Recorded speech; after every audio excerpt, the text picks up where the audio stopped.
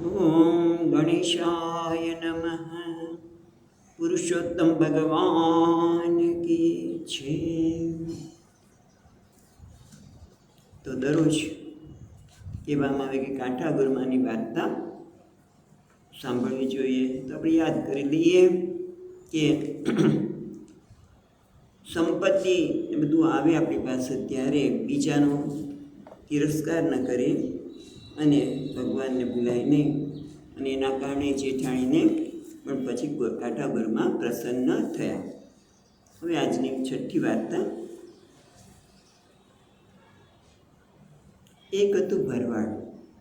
ભરવાડને 4 દીકરા, ચારેય મોટા થયા એટલે પરણાવ્યા પછી છોકરાઓની મા પણ મરણ પામી. માના મરણ પછી કેટલોક વખત તો ચારે ભાઈઓએ એક ચૂલે ચલાવ્યો, પણ પારકી જણીઓ ઘરમાં આવ્યા પછી આ સ્થિતિ લાંબો વખત ટકી નહીં, એટલે ચારેય ભાઈઓ જુદા થયા. હવે ડોસાની સ્થિતિ સૂડી વચ્ચે સુપારી જેવી થઈ. થોડા દિવસ તો મોટાના ભેગા રહ્યા, પણ આખરે મોટાને હવે સંભળાવી દીધું કે મેં એકલી શું ગુનેગારી કરી છે, બધાને ત્યાં વારા ફરતી રહો અને ખાઓ. હવે આથી ડોસાના વારા બંધાયા. દરરોજ વારા ફરતી દરેક છોકરાને ત્યાં ખાવા જવાનું કર્યું. થોડો વખત એમ પણ ઠીક થયું, પરંતુ ધીમે ધીમે વહુને મનમાં આ ડોસો વધારાનું સાલ લાગવા માંડ્યો, એટલે ખવડાવવામાં પણ નાઠિયા દેવા માંડ્યા.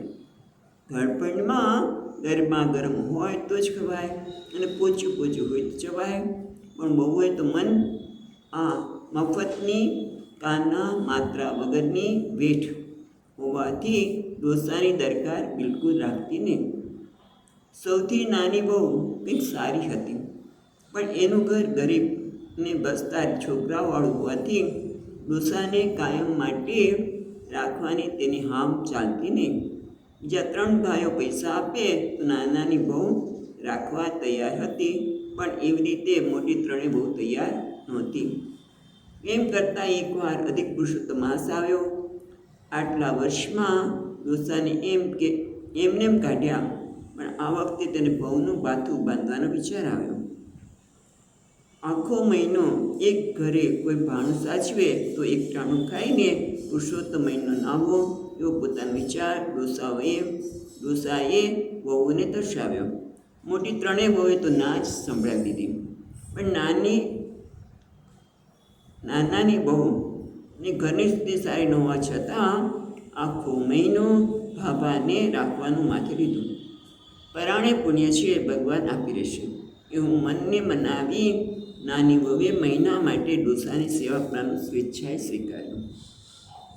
ડોસા રોજ નદીએ નાહવા જાય, ઠંડા પાણી સ્નાન કરી ભીના પોતે જ 5 માળા ફેરવી, પછી કોરું થેપાડું પહેરી ભીનું થેપાડું ખભે લઈને આવે, અને ઘડપણને લીધે થેપાડું બરાબર નીચવાતું નહીં, તેમાંય વળી ભરવાડ લોકો ઊનનો કામળો પહેરે, એટલે અંદર પાણી રહેવાથી ભીના કામળાનો ભાર પણ ખૂબ લાગે. આથી ઘેર આવતા જ ડોસા તો હાંફી જાય.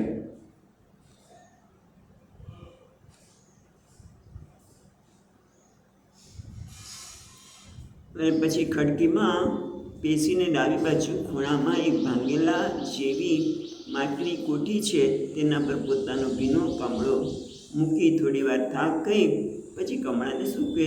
ડોસા દરરોજ આ પ્રમાણે કરે.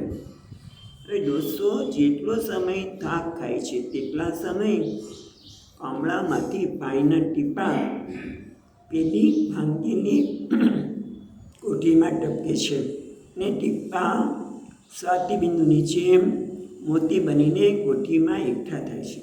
આ વાત કોઈ જાણતું નથી. દીકરાને બહુ તો ડોસાને દરરોજ જુદી જુદી જાતનું જમણ કરીને ખવડાવે છે. ગરમા ગરમ અને ભાવે તેવું ભોજન મળતા ડોસાની આંતરડી આશીષ આપતી જાય છે, અને આશીષને પુરુષોત્તમ ભગવાન મોતી રૂપે ફળીભૂત કરતા જાય છે. એવામાં મહિનો પૂરો થયો. ડોસાની ઈચ્છા પ્રમાણે 5 બ્રાહ્મણોને બ્રહ્મભોજન કરાવવાની યથાશક્તિ દક્ષિણા પણ નાની વહુએ આપી. રૂઢી રીતે પુરુષોત્તમ માસ ઉજવાયો, પણ તે દરમિયાન નાના દીકરાને માથે દેવું થઈ ગયેલું. ડોસાનું ભાણું સાચવતા અને દાન દક્ષિણા દેતા આવક કરતાં જાવક વધી ગઈ. ગામનો વાણિયો રોજ આંટો ખાય છે, પણ શું આપવું? કંઈક ને કંઈક બહાનું કાઢી બાય વાયદો કર્યા કરે છે. છેવટે વાણિયાએ એકવાર તકાદો કર્યો. આથી મૂંઝાયેલી બાઈ ફળિયામાં આમ તેમ આંટા મારતી હતી. ત્યાં અચાનક બે કૂતરા લડતા લડતા તેના ફળિયામાં આવ્યા. બાઈને ગુસ્સો ચડ્યો અને પાછો ધોકો પડ્યો તો તે લડતા કૂતરા તરફ ફેંક્યો. ધોકો કૂતરાને વાગવાને બદલે પેલી કોઠીને વાગ્યો અને એના બે ફાડિયા થઈ ગયા. અંદરથી મોતીનો ઢગલો થયો. બાઈ તો દોડીને કોઠી પાસે આવી. મોતી હાથમાં લઈને તેણે જોવા માંડ્યું. ઘણી પર તો વાત માની ન શકી. છેવટે નક્કી થયું કે છે તો મોતી જ, પણ આ મોતી આવ્યા ક્યાંથી? તે ન સમજી શકી. પોતાના ધણી ઘેર આવ્યો ત્યારે તેને બધી વાત કરી અને મોતી બતાવ્યા. ડોસાના દીકરાએ તો મોતી ગામના જવરીને બતાવ્યા અને સાચા મોતી છે એવું ખાતરી કરી, પણ આ મોતીનો ભેદ ઉકેલાયો નહીં.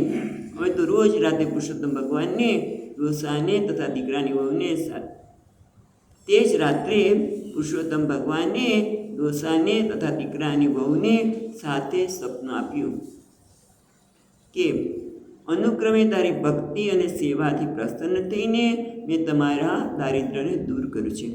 રોજ સવારે નાહીને ડોસા જે કામળો કોઠી પર મૂકતા તેમાંથી જેટલા ટીપા કોઠીમાં પડતા તેના મોતી બંધાતા હતા. તમારી ભક્તિ અને સેવાના ફળરૂપે કોઠીમાં એકઠા થતા હતા. ડોસાની ભક્તિ અને પુત્રવધુની સેવા. સવાર પડતા બાઈ જાગી, ડોસા પણ જાગ્યા. બંનેની વાત મળતી આવી. પછી ગામે પણ જાણ્યું કે નાના ભાઈની વહુને ભગવાન ફળ્યા છે અને મોતીનો ઢગલો થયો છે. હવે નાના ભાઈની દશા સુધરવા માંડી. આથી મોટી ત્રણેય વહુને પસ્તાવો થવા લાગ્યો કે આપણે ભાભાને પુરુષોત્તમ માસ નવડાવ્યા હોત તો આપણે ત્યાં પણ મોતીનો ઢગલો થયો હોત. હવે આવતા પુરુષોત્તમ માસમાં સસરાજીને અમે રાખીશું. પછી ત્રણેય વહુએ પુરુષોત્તમ માસની વાટ જોવા લાગી. વખતને જતાં ક્યાં વાર લાગે છે? વળી પાછો અધિક પુરુષોત્તમ માસ આવ્યો. ત્રણેય વહુ ડોસાને રાખવા માટે લડવા લાગી. લાલચ કેવી ચીજ છે!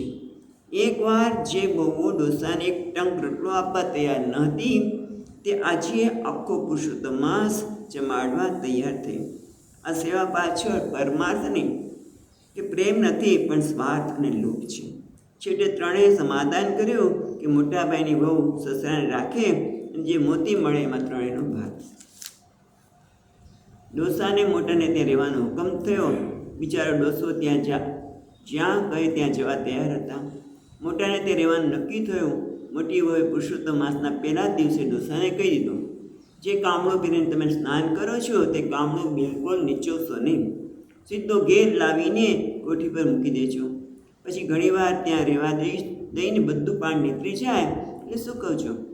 ડોસો તો બિચારો વહુ જેમ કહે તેમ કરવા તૈયાર હતા. દિવસો વીતવા લાગ્યા. ડોસો પુરુષોત્તમ માસ નહાવા લાગ્યા. કોઠી પર ભીનો કામળો મૂકવા લાગ્યા. અંદરથી મોતી ટપકવા લાગ્યા. પણ તો નસીબમાં હોય તો ને.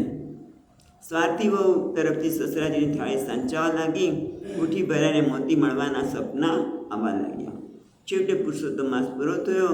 મોટી વહુ તરફથી આખા ગામની ચોરાસી જમાડવામાં આવી. નાણું ક્યાં ઘરમાંથી આપવાનું હતું. મુઠ્ઠી મોતી વટાવશે ત્યાં બધો જ ખર્ચો નીકળી જશે. આથી બ્રાહ્મણોને દક્ષિણા પણ સારી આપવામાં આવી. પછી તે દિવસે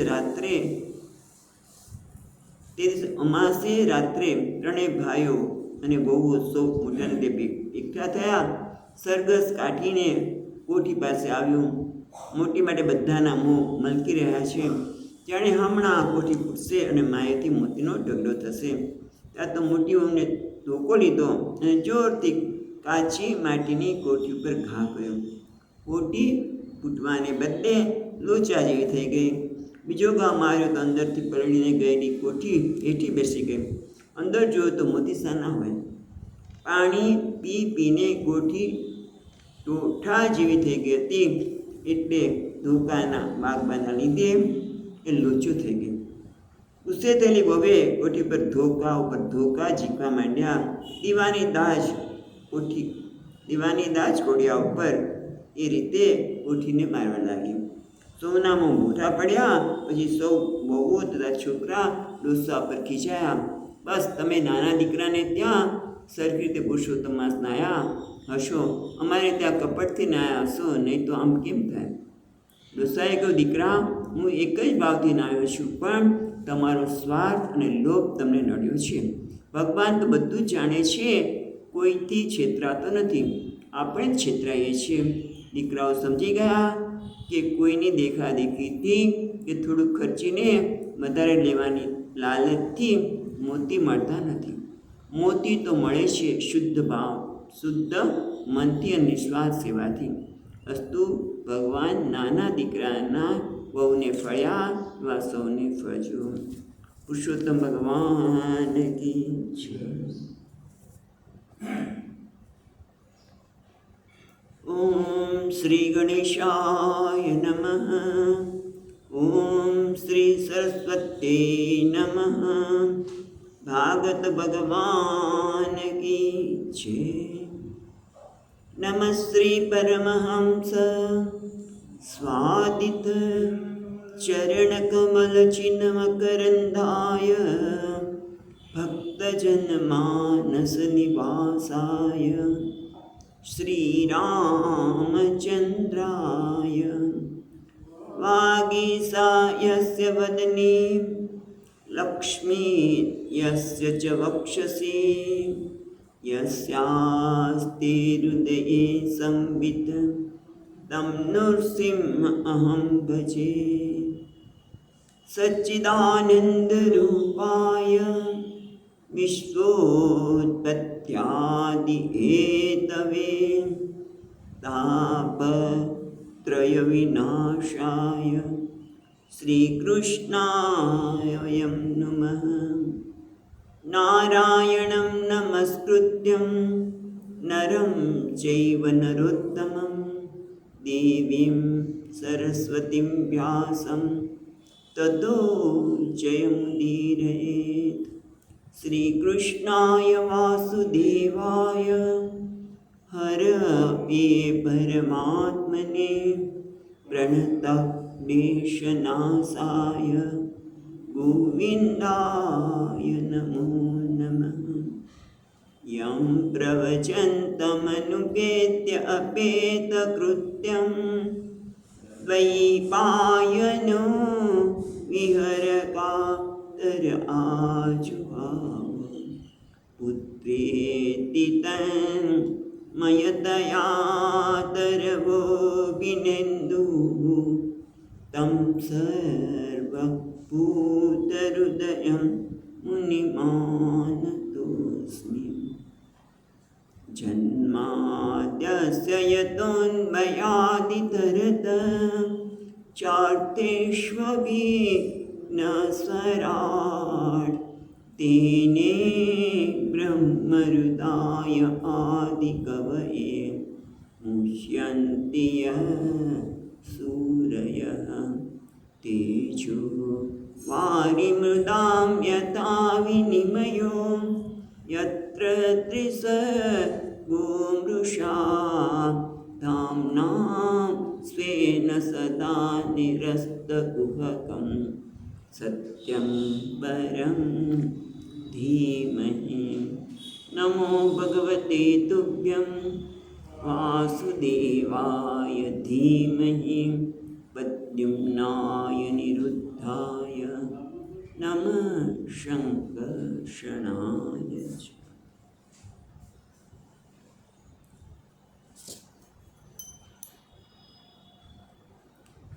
नमो भगवते वासुदेवाय.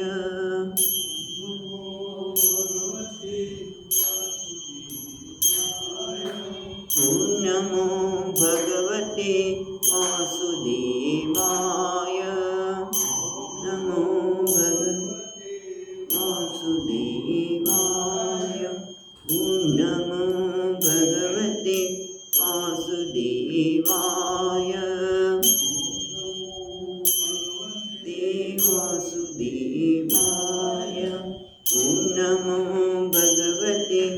वासुदेवाय भगवते वासुदेवाय ॐ नमो भगवते वासुदेवाय वासुदेवाय ॐ नमो भगवते वासुदेवाय भगवते देवाय ॐ नमो भगवते वासुदेवाय ॐ नमो भगवते वासुदेवाय ॐ नमो भगवते वासुदेवाय भगवते वासुदेवाय ॐ नमो भगवते वासुदेवाय भगवते वासुदेवाय ॐ नमो भगवते वासुदेवाय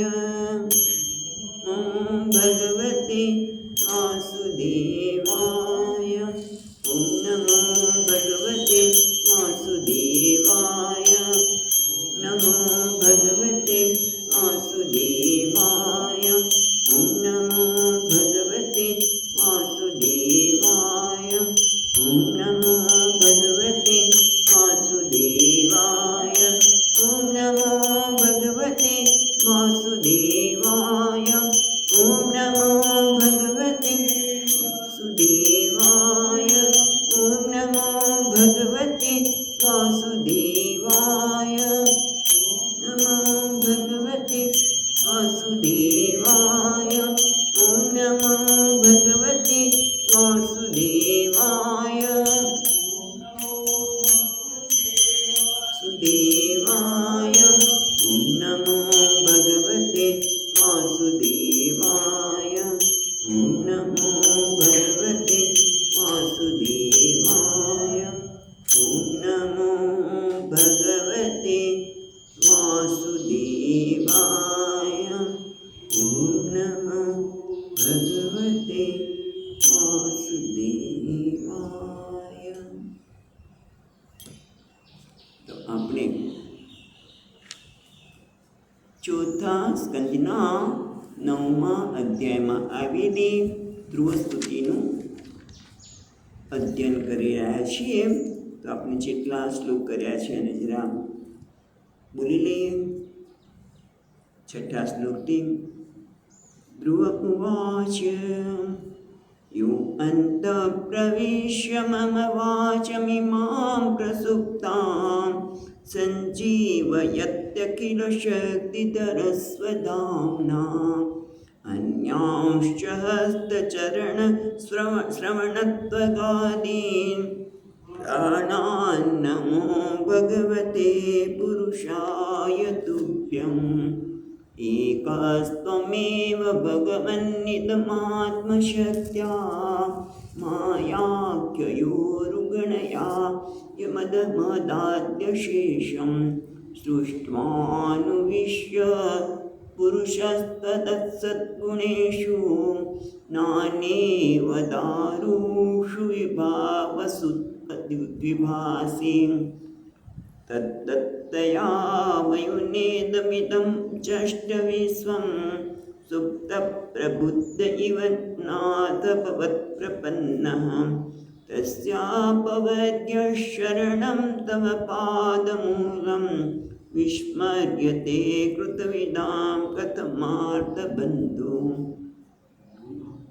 नूनं विमृष्टमतयस्तव मायया ते ये त्वां भवाप्य विमोक्षणमन्यहेतोः अर्चयन्ति कल्पकतरुं गुणपोपभोग्यम् इच्छन्ति अस्पर्शजच्चं निरयेऽपि नृणाम्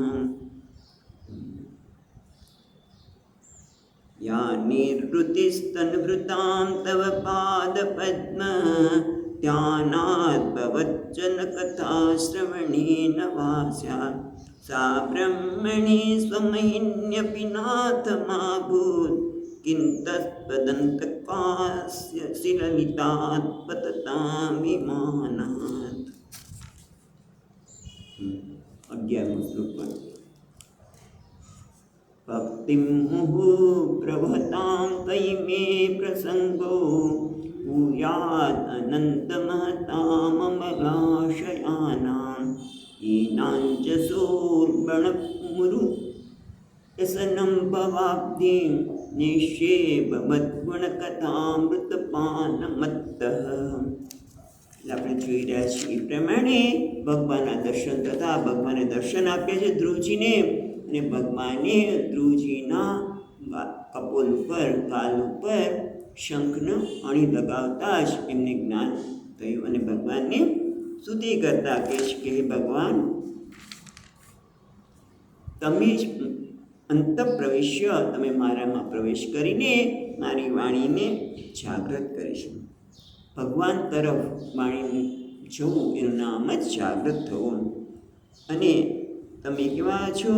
સંજીવયત અખિલ શક્તિધરામ, તમે તો આ બધા જ ઇન્દ્રિયો, હાથ, પગ, શ્રવણ વગેરે અન્ય ઇન્દ્રિયોને પણ ચેતન વૃત્તિ કરનાર છો એવા અંતર્યામી, તમને નમસ્કાર હો।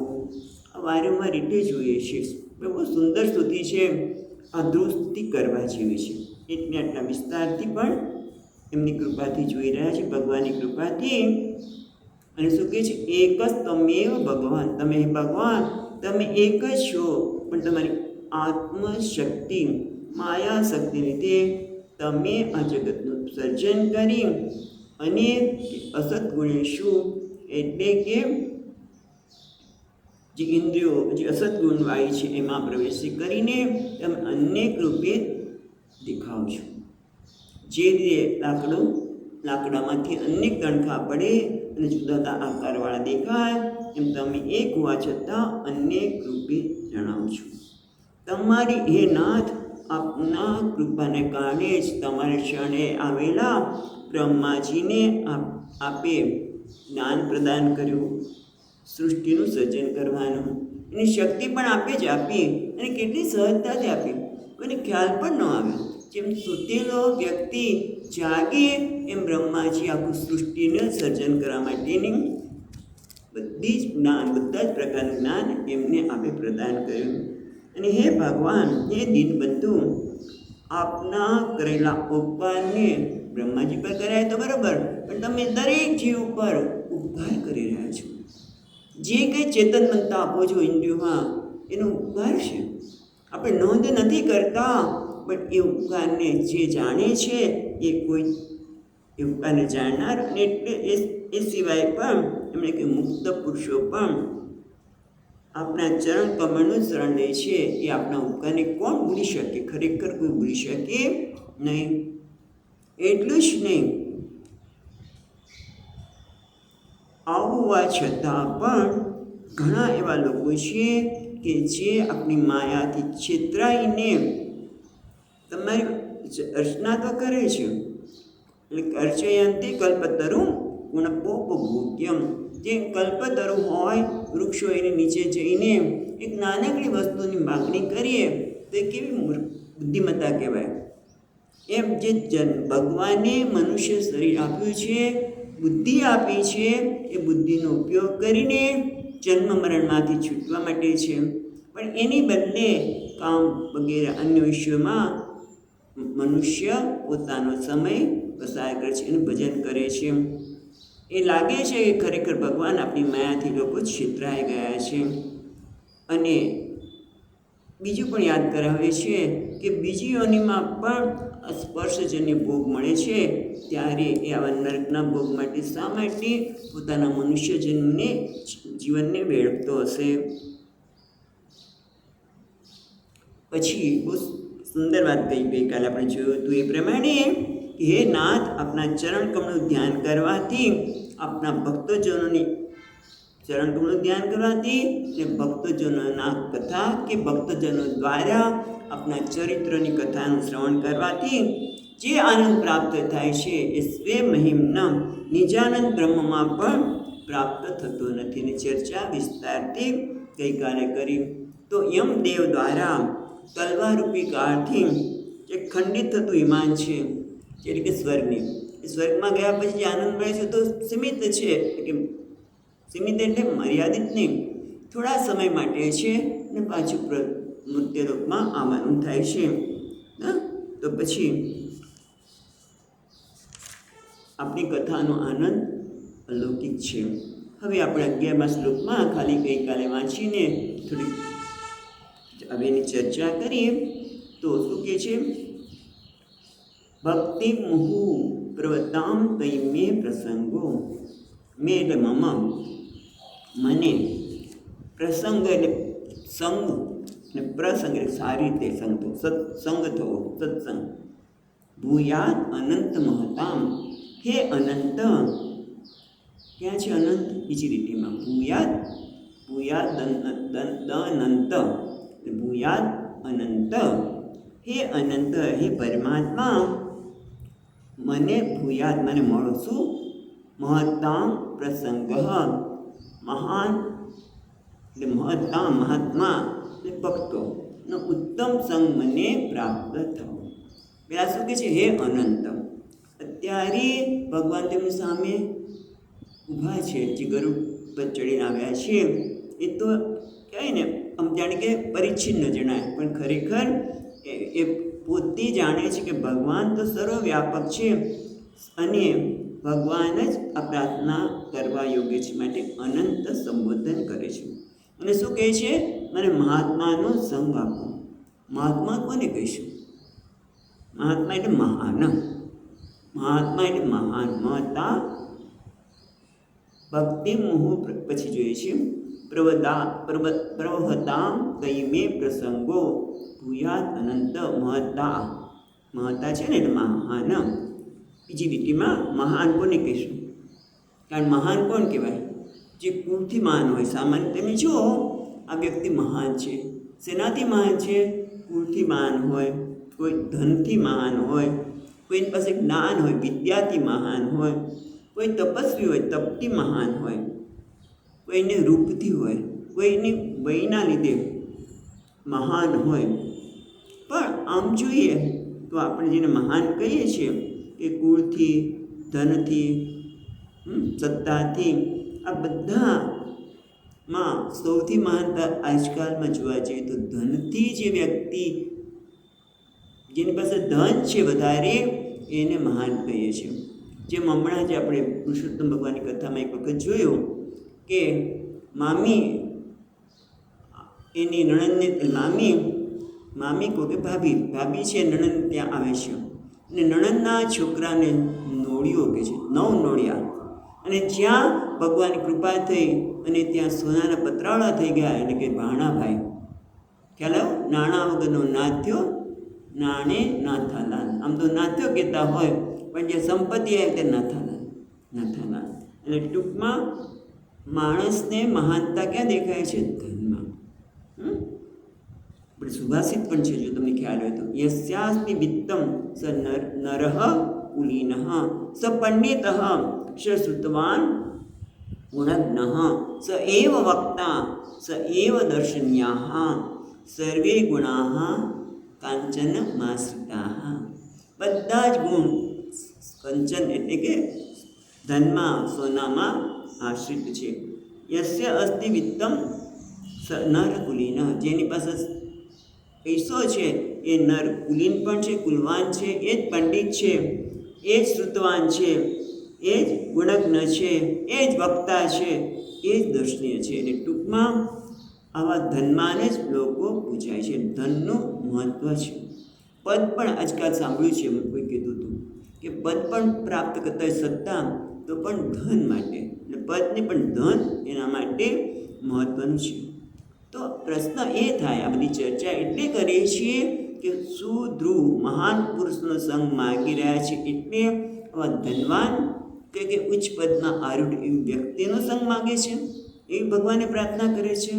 એટલે પ્રસંગ, પ્રસંગ એટલે સંગ, ઉત્કૃષ્ટ સંગ, ઉત્તમ સંગ આપો. કયો?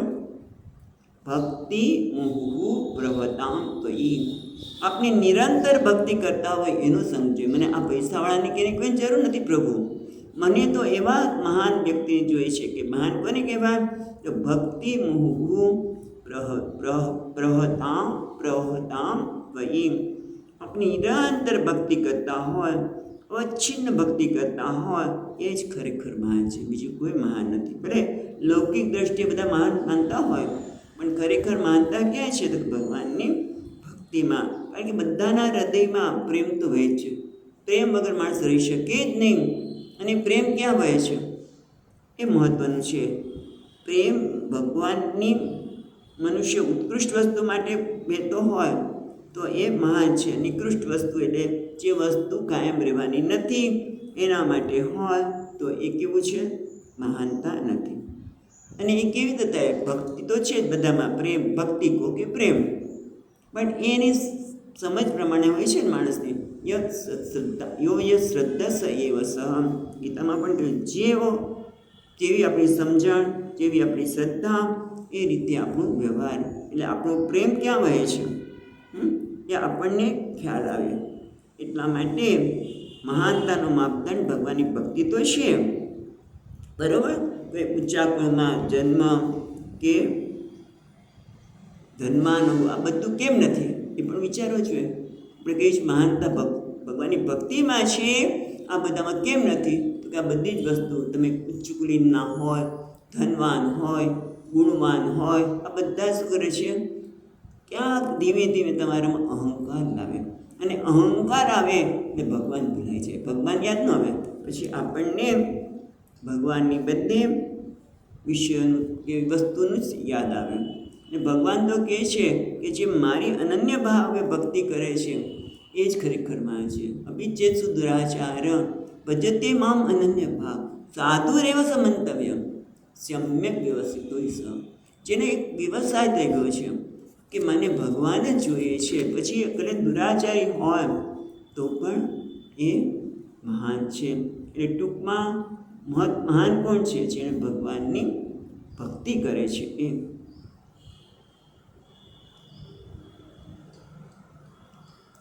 પછી પ્રશ્ન એ થાય કે તમે સામાન્ય રીતે ભગવાનની ભક્તિ કોઈ કરી શકે જ નહીં. તમે ભલે ને કહો, કારણ કે કઠોપનિષદમાં જ કીધું છે યમરાજે કે ભગવાને આ ઇન્દ્રિયોને બહિર્મુખ બનાવી છે, વિષયો તરફ જ ઇન્દ્રિયો જવાની, એનું ચિંતન કરવાની. તો પછી નિરંતર ભગવાનની પ્રાપ્તિ કોણ કરી શકે? એનો વિચાર પણ કોણ કરી શકે? તો ધ્રુવજી કહે છે ભૂયાદ અનંત વિજરીટીમાં ભૂયાદ અનંત મહતા મમલા શયાનામ. મમલાની પણ ભૂયાદ મહતામ, પછી અનિકસ અમલા શયાનામ. અમલ એટલે કે નિર્મળ, નિર્મળ આશય. આશય એટલે હૃદયવાળા, હૃદય કે અંતઃકરણ હોય. એટલે જેનું અંતઃકરણ શુદ્ધ છે એ જ ભગવાનની ભક્તિ કરી શકે. કેમ?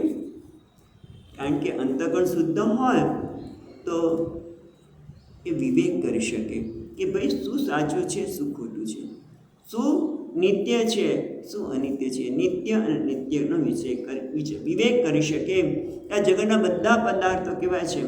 કાયમ રહેવાના નથી. કોઈ પણ વસ્તુ કાયમ રહેવાની નથી. અને અનિત્ય વિષયો જે છે એ મને કાયમ સુખ આપી શકે નહીં, પણ પરમાત્મા જ નિત્ય છે અને પરમાત્મા જ પ્રેમ નિરંતર પ્રવાહિત એ કરી શકે.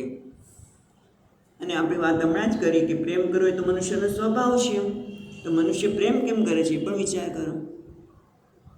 પ્રેમ કેમ કરે? કે જ્યારે મને જે વસ્તુમાંથી આનંદ મળતો હોય કે આનંદ મળવાની સંભાવના દેખાય એ વસ્તુને આપણે પ્રેમ કરીએ.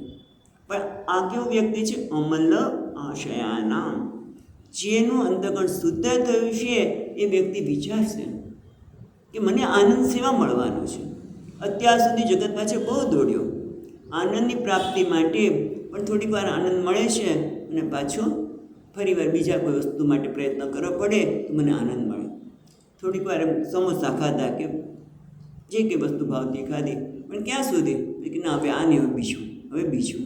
એટલે પછી એને સમજાય છે કે હું ખરેખર મને આવો આનંદ નથી જોતો, મને તો શાશ્વત આનંદ જોઈએ છે. અને તેમ મુંડક ઉપનિષદમાં કહે છે, પરીક્ષા લોકાન કર્મચિતાન નાસ્ત્ય કૃતકૃત્યેન. એ પરીક્ષા કરે છે અને વિચારે છે કે મને જગતના કોઈ પદાર્થોમાં મને જે જોઈએ છે એવો આનંદ આપવાની ક્ષમતા ધરાવતા નથી. એક જ છે, કોણ? પરમાત્મા. એમ એટલા માટે એ અમલ આશયાનામ, જેનું હૃદયકણ શુદ્ધ છે, એ જરૂર આવી રીતે વિચાર કરીને એ ભગવાનની ભક્તિ કરે, એના માટે પ્રેમ થાય. એટલે આમ મહાપુરુષનો સંગની પણ ધ્રુવજી પ્રાર્થના કરે છે. પણ મહાપુરુષનો સંગ કરે કે જે નિરંતર ભગવાનની ભક્તિ કરતો હોય, પણ એનાથી તને શું મળશે? તો કહે છે એન અંજસા, એ પછી જોઈએ આપણે, એન બીજી લીટીમાં, છેલ્લી લીટીમાં, એન ભવત ગુણકથામૃતપાન મત્ત. મને મહાપુરુષનો સંગ થશે તો એના કારણે એન ભવત ગુણ કથા અમૃતપાન મત્ત. ભગવાનના ગુણની વાત સાંભળવાને લીધે હું એને પીને કેવો બની જઈશ? ઉન્મત્ત બની જઈશ, આનંદમાં મગ્ન બની જઈશ, ઉન્મત્ત બની જઈશ. એટલે ટૂંકમાં હું આનંદ વિભોર થઈ જઈશ, મન શાંત થઈ જશે. જેમ નારદ ભક્તિ સૂત્રમાં પણ એમ કહે છે, આત્મારામ થઈએ તો મન કેવું સ્તબ્ધ અને શાંત બની જાય છે. ધ્રુવજી કહે છે કે હું મત્ત બની જઈશ, પરમાનંદમાં નિગ્ન બની જઈશ. એ ટૂંકમાં ભગવાનની કથા એવી છે કે માણસને જે એનામાં ભગવત કથામાં ચોગોળાય છે પોતાનું મન, તો એ આનંદની પ્રાપ્તિ કરી શકે, મત્ત બની શકે. મત્ત કોને કહેવાય? એ ભાગવતમાં આપ્યું છે કે મત્ત કોને આવે તો કે 11મા સ્કંધમાં જ્યારે 9 યોગેશ્વરની કથા આવે છે,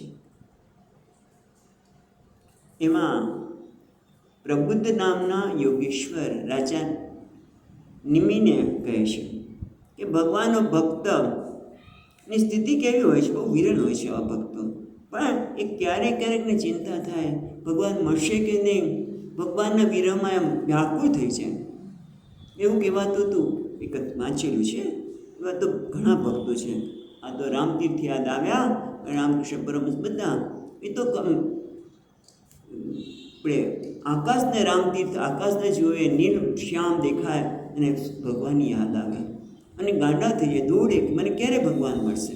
એટલે ક્યારેક ભગવાન ક્યારે મળશે, હું ક્યાં જાઉં, કોને પૂછું, મને કેમ મળશે, ચિંતા થાય. તો ક્યારેક ભગવાનની લીલાઓ સાંભળીને હસવા લાગે કે વાહ, આ નટખટ કેવો છે, હા, કેવો પોતે જાણે કે કેવો ભયભીત થઈ ગયો. પેલી ગોપીઓ એને પકડી લેશે અને છુપાઈ જાય, માખણ ખબાઈ જાય છે. પણ ગોપીઓના જાણે ભય, હવે જે પરમાત્મા છે એ પોતે ગોપીઓથી ભયભીત થઈ શકે ખરા? માં એને હાથ પકડે તો આમ ડરી જાય, મેં માખણ નથી ખાતું, આ લોકો તો ખોટું બોલે છે. આ બધું સાંભળતા એ આનંદ વિભોર થઈ જાય. ક્યારેક ચિંતામાં ઘેરાઈ જાય, ક્યારેક આનંદ થઈ જાય. અને આને શું કહે છે? મત્ત. ક્યારેક ભગવાનના ગુણનું ગાન કરતાં કરતાં પોતે નાચી ઉઠે. એ કોણ હતા ખબર છે ને? ભગવાનનું ગુણાવાદ કરતાં, ભગવાન મંત્રોચ્ચાર કરતાં પણ મંત્રો હરે રામ રામ રામ હરે હરે. કોણ? ચૈતન્ય મહાપ્રભુ. એ ઉત્કૃષ્ટ આ પ્રેમની ભાવના છે. એટલે કહે છે કે ભગવાન તમારા મહાન પુરુષનો સંગ કરવાના લીધે હું પણ એમના જેવો આનંદમાં મગ્ન બની જઈશ. અને એના કારણે શું થશે? તો પછી ત્રીજી લીટી બાકી છે, જોઈએ. એન અંજસા ઉલ્બણ ઉરુ વ્યસનમ ભવ અબ્દિનેશે. જેના લીધે ભગવાનના આનંદમાં અનાયાસે ઉલ્બણ અંજસા એટલે અનાયાસે ઉલ્બણ ઉરુ વ્યસનમ ભવ અબ્દિનેશે. એટલે કે અનાયાસે અનેક પ્રકારના દુઃખમાંથી હું અબ્ધિ એટલે સંસાર, ભવ અબ્ધિ આ ભયંકર સંસાર રૂપી ઉરુ એટલે આમ તો ભયંકર કરે છે અર્થ અહીંયા, કે અનાયાસે અનેક પ્રકારના દુઃખોથી પૂર્ણ ભયંકર સંસાર સાગરને પેલે પાર પહોંચીને શેર પહોંચી જઈશ. અને આપણે જોઈએ છીએ કે સંસારને સમુદ્ર સાથે સરખાવે છે. કેમ કે સમુદ્રમાં તમે જો પડ્યા તો ઘણી બધી માછલીઓના તે બધું મગર હોય, ઊંચા ઊંચા મોજા ઉછળતા હોય, એમ આપણી પણ સ્થિતિ એવી છે. વૃદ્ધાવસ્થા આવે, હમણાં જોયું કે પુરુષોત્તમ મહિનો કરવો છે, કોણ રાખશે? કથામાં હમણાં જોયું ને છોકરા બધા જુદા જુદા ઘરમાં વેચાઈ ગયા, એટલે વૃદ્ધાવસ્થાનું દુઃખ, મૃત્યુનું દુઃખ, ભૂખ લાગે, તરસ લાગે, બધા જ વસ્તુને સંસાર સાગર કહેવામાં આવ્યો. અને એમાં આપણે કીધું જન્મ તરંગો પણ હોય, જન્મ મરણાદિ તરંગો છે. આ બધામાં એક જ વસ્તુ છે, શું? સતામ સંગ ભેષજમ. સંસારમાંથી, સંસારરૂપી રોગમાંથી મુક્ત થવું હોય તો ભેષજમ ઔષધ કયું છે? સતામ સંગ.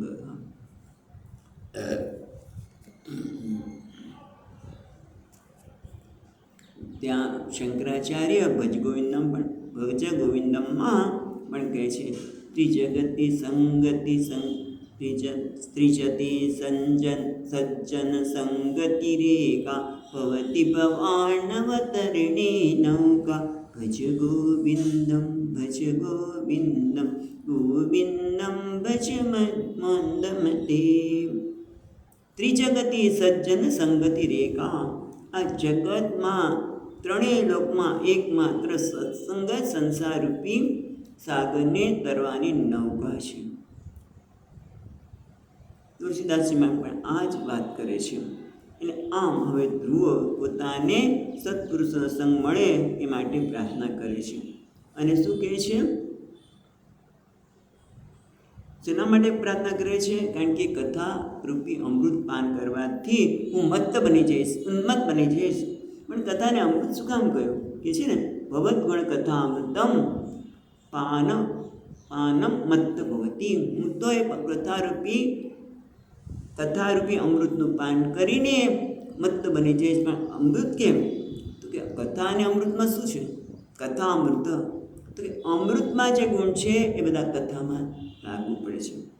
પહેલું તો જે અમૃત છે એ અમૃતનું પાન માટે તો તમે જુઓ દેવતાઓ અને અસુરો વચ્ચે પણ પ્રશ્ન થયેલો. અમૃતનું પાન છે બધા જ દુઃખમાંથી નિવૃત્તિ કરે છે. અને ભગવાનની કથા શું કરે છે? જન્મ મરણના દુઃખમાંથી, હમણાં જ વાત કરી, સંસારમાંથી દુઃખમાંથી નિવારણ કરે છે.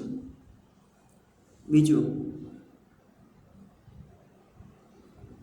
જેમ કથામૃતનું પાન કરે ત્યારે એનું મન એમાં ડૂબી જાય છે, ત્યારે એને સંસારના રસથી મુક્ત થઈ જાય છે. અમૃત છે એ તૃષા છીપાવે છે, તરસ છીપાવે છે. આમ તો પાણી પણ છીપાવે, પણ અમૃત છે એ હંમેશની તરસ છીપાવે છે. એમ આ કથારૂપી અમૃત છે એ મનુષ્યની મૂળભૂત તૃષા તરસ કઈ છે? બસ મને સુખી થવું છે. આ જગતના વિષય પાછળ દોડે છે, વિષયરૂપી મૃગતૃષ્ણાને માંથી મુક્ત કરાવે છે. અમુક સ્વાદિષ્ટ હોય એમ ભગવાનની કથામૃત કેવી છે? અત્યંત સ્વાદિષ્ટ છે. કેમ? મધુરાધિપતે રખિરમ મધુર. એટલે અત્યંત સ્વાદિષ્ટ છે. એટલે ટૂંકમાં જેમ અમૃત છે એ દુઃખનું નિવારણ કરાવે છે, સંસારને ભૂલાવનારી છે, સર્વતૃષ્ણાને દૂર કરનારી છે, અત્યંત સ્વાદિષ્ટ કથામૃત છે. અને ભગવાનની કથા અમૃત સાથે સરખાવવામાં આવી. અને જો આવું હોય તો આપણે નશો કરવો હોય તો જગતના વિષયનો નશો કર્યો, પણ થોડો વખત ચાલ્યો, કીધું ચા પીધી, પછી 5 જોઈએ, 6 જોઈએ, એક ચાથી ન ચાલે, ચા ન પીએ તો મસ્તક દુખાય. એ બધામાંથી મુક્ત થવું હોય તો એક ચાનો દ્રષ્ટાંત આપ્યું. પણ જગતના પદાર્થો આવા જ છે, પણ ભગવાનનો નશો ખરેખર કરવા જેવો છે કે જે મને સંસારમાંથી મુક્ત કરે.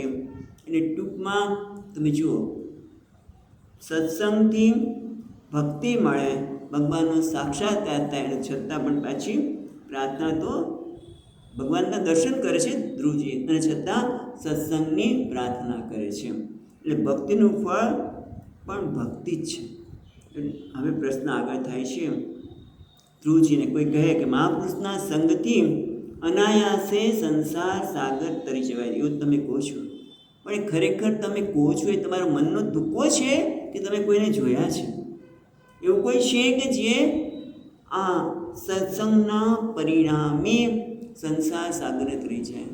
તો ગીતામાં પણ ભગવાન કહે છે કેટલા બધા આ માર્ગે ચાલીને કેટલા બધા મુક્ત થયા છે. એમ અહીંયા પણ ધ્રુવજી જાણે કે એ પ્રશ્નનો ઉત્તર આપતા હોય એમ આપણા પ્રમાણે 12મો શ્લોક.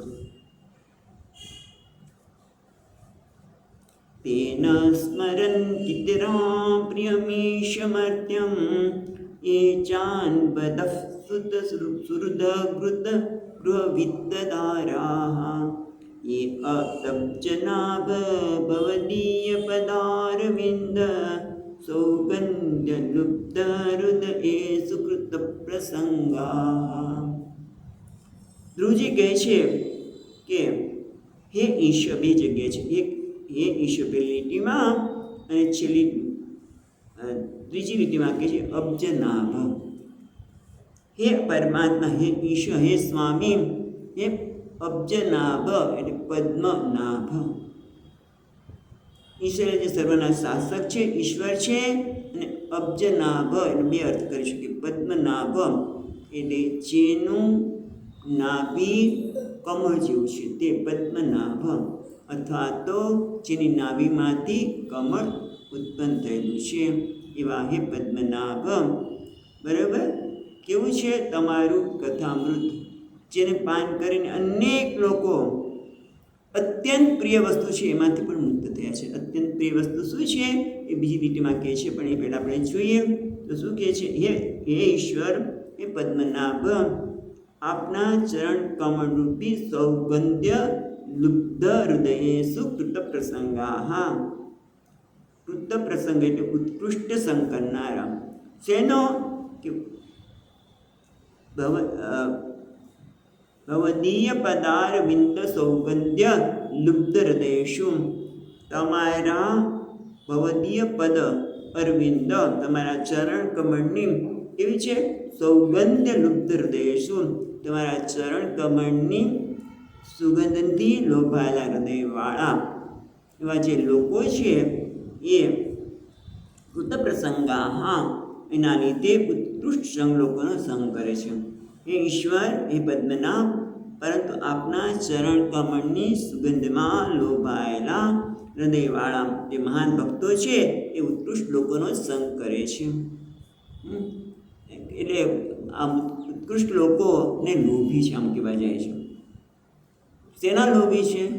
તો કે તમારા ચરણ કમળના સુગંધથી લોભાયેલા.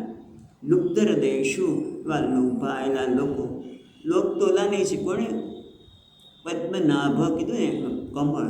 કમળ માટે તમે જુઓ કે ભમરો છે એ શ્લોક આવતો હતો, કેવો છે આવે છે કે કમળને જોઈને ઓલો ભમરો અંદર એનું મધ પાન કરતાં કરતાં કરતાં સાંજ પડી ગઈ, કમળ પીડાઈ ગયો, પણ એ કમળે છેદીને બહાર નથી નીકળતો.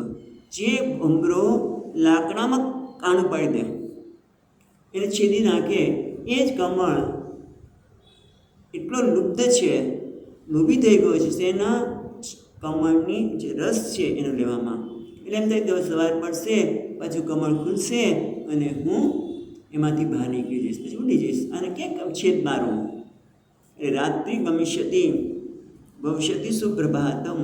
સવાર પડશે અને ત્યાં તો ઓલો હાથી આવે છે અને કમળને તોડીને પગ નીચે કચરી નાખે છે, અને ભમરો પણ જતો રહે છે, મરી જાય છે, પણ એને આપણે કમળને છેદીને બહાર નીકળતો નથી. એટલે લોભ આવી વસ્તુ છે. લોભના લીધે તમે જુઓ, હરણ છે એને પકડો હોય તો સંગીત વગાડવામાં આવે, એ અમુક પ્રકારનું સંગીત. આપણું સંગીત નહીં, હરણ તો પકડાય છે, હાથીને પકડો હોય તો હાથણી લાકડાની ઊભી કરી દે, ખાડામાં પડી જાય અને પકડાઈ જાય. દીવો પતંગિયું છે, દીવાને જોઈને પકડાય. એટલે લોભ ત્યાં છે ત્યાં માણસને મરણ થાય છે. પણ અહીંયા કેવું છે? ભગવાન માટે લોભ આના જેવું નથી. અને એ તો શું કરાવે છે? આપણે જરાક એક શ્લોક આગળ જોઈ લઈએ. એના તે ન સ્મરંતી છે ને પેલી લીટીમાં, તે ન સ્મરંતી અતિતરાં પ્રિયમ ઈશ મર્ત્ય એ ચ અન્વદ સુત સુહૃદ ગ્રહ વિત્તદારા. ભગવાન આપના ચરણ કમળમાં જે લોભી થઈ ગયો છે ને, એવા લોભી મહાત્મા શું થાય છે? એના કારણે તેન સ્મરંતી અતિતરામ અત્યંત પ્રિય, મત્ય એટલે મત્યના શરીર છે ને મત્ય કહે છે ને, મનુષ્યને મત્ય કહેવામાં આવે. એ મત્ય છે એ અનુઅદ એટલે પશ્ચાત અનુભવ,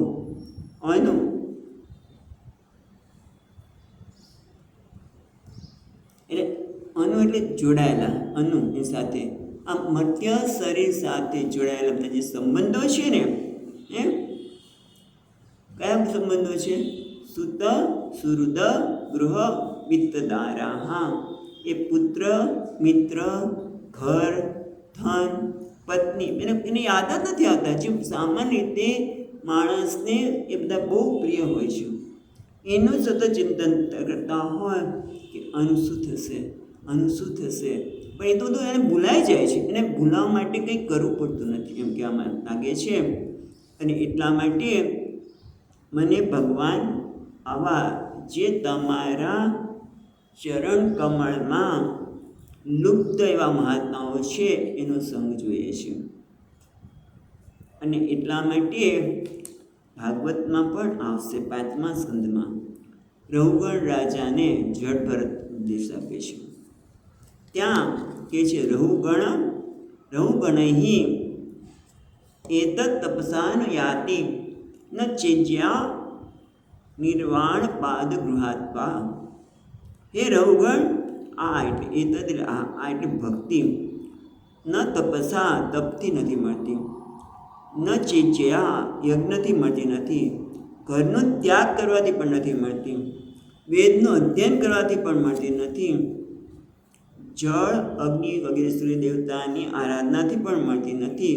પણ કોનાથી મળે છે? વિના મહત્પાદ રજો અભિષેકમ. વિના મહત્પાદ રજો અભિષેકમ એટલે શું? મહાન પુરુષના ચરણરજમાં અભિષેકામ એટલે આળોટ્યા વગર, કે એના ચરણમાં આળોટ્યા વગર આ ભક્તિ મળતી નથી. અને તુલસીદાસજી મહારાજ કંઈક આવું જ કહે છે, ભક્તિ તાત અનુપમ મૂલા મિલય જો સંત હોય અનુકૂલા. જો હે ભક્તાત, ભક્તિ તો અનુપમ સુખ મૂલા, ભક્તિ તો અનુપમ સુખનું મૂળ છે. એ સંત અનુકૂળ થાય તો જ મળે. અને ભગવદ્ ગીતા પણ આવું જ કહે છે. તદ્વિધિ પ્રણિપાતેન પરિપ્રસ્થેન સેવયા ઉપદેક્ષંતિ તે જ્ઞાનમ જ્ઞાનિનસ્તત્વદર્શિનમ. એટલે ટૂંકમાં ભક્તિ ત્યારે કોઈ સંતની પાસે જઈએ, એનો સંગ કરીએ તો જ મળે. અને એ જ વસ્તુ અહીંયા કહે છે કે તમારા ચરણમાં જે લોભી છે ને, એવા કોઈ સંતનું જ સમાગમ થાય તો બધું જ ભૂલાય જાય. અને એકાદશ સ્કંદમાં પણ ભગવાન કહેવાના છે શું? ન રોદયતી મામ યોગ. હું રોદયતી હું વશ થતો નથી. ભગવાન પોતે કહે છે ન રોદયતી મામ, મને આ બધું વશ કરી શકતું નથી. શું? યોગ એટલે ખોટું છે એમ નહીં, પણ ભક્તિનું મહાત્મ્ય બતાવતા કે યોગ ન સાંખ્યમ જ્ઞાન ધર્મ એવ છ. ધર્મ પણ નહીં. સ્વન સ્વાધ્યાય તપત્યાગ ન ઇષ્ટાપૂર્તમ ન દક્ષિણામ. મને સ્વાધ્યાય અધ્યયન કરનાર, વેદનું અધ્યયન કરનાર, કે તપ કરનાર, ત્યાગ કરનાર, ઇષ્ટાપૂર્ત કર્મ કરનાર કે દક્ષિણા, તીર્થયાત્રા, નિયમ વગેરે ગમે તે કરો એના કરતાં યથા અવરુંધતે સત્સંગ સર્વસંગાપહો હિ મામમ. હું એક જ અવરુદ્ધતે સત્સંગના કારણે જ હું બસ થાઉં છું. કારણ કે સર્વસંગ ઓહ મામમ, જેટલો સર્વ આસક્તિઓ દૂર થાય, સત્સંગની લીધે આસક્તિ દૂર થાય, અને આસક્તિ લીધે ભગવાનની પ્રાપ્તિ થાય. સત્સંગત્વે નિસંગત્વ, સત્સંગત્વે નિસંગતમ, નિસંગત્વે નિર્મોહત્તમ. આગળની કહ્યું ભજ ગોવિંદમ ભજ ગોવિંદમ ગોવિંદમ ભજ મૂઢમતે. એટલે સત્સંગના કારણે નિસંગતા આવે, નિસંગતાને કારણે નિર્મોહત્વમાં આવે અને એના લીધે સહજતાથી જે એને માણસ બહુ મહત્ત્વનું માને છે, પ્રેમાસ્પદ માને છે, એ ઘર, સ્ત્રી, પુત્ર વગેરે બધું જ એને સહજતાથી છૂટી જાય છે. વિશેષ ચર્ચા આવતીકાલે જોઈએ. કાલે કેવી રીતે કરી શકીએ છીએ તે. પણ આપણો સત્સંગ બધા રવિવારે પણ હશે, ધ્યાન રાખજો. સચ્ચિદાનંદ રૂપાય વિશ્વોત્પત્યાદિ હેતવે તાપત્રય વિનાશાય શ્રી કૃષ્ણાય વયમ નમઃ.